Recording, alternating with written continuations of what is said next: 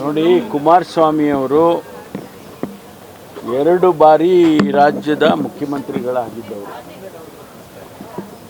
ಮತ್ತು ಈಗ ಅವರು ಬಹಳ ದೊಡ್ಡ ಭಾರಿ ಕೈಗಾರಿಕೆಯ ಸಚಿವರು.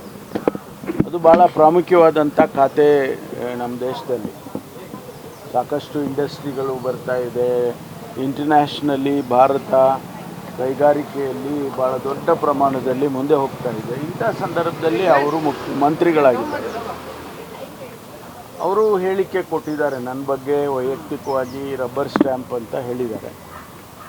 ನಾನು ಅದನ್ನು ಅವ್ರಿಗೆ ಏನು ಬೇಕಾದರೂ ನಾನು ಹೇಳಿಕೆಯನ್ನು ಕೊಡ್ಬೋದು. ಆದರೆ ಅವರು ಜವಾಬ್ದಾರಿಯಿಂದ ಹೇಳಿದ್ದಾರೆ ಅಂತೇಳಿ ನಾನು ಭಾವಿಸ್ತೇನೆ.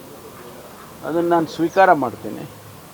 ಮತ್ತು ರಾಜ್ಯದಲ್ಲಿ ಕಾನೂನು ವ್ಯವಸ್ಥೆಯನ್ನು ಯಾವ ರೀತಿ ಆಡಳಿತ ಮಾಡಬೇಕು ಅನ್ನೋ ಅರಿವು ನನಗಿದೆ ಅನ್ನೋದು ಅಷ್ಟೇ ನಾನು ಅವರಿಗೆ ಹೇಳಕ್ಕೆ ಬಯಸ್ತೀನಿ.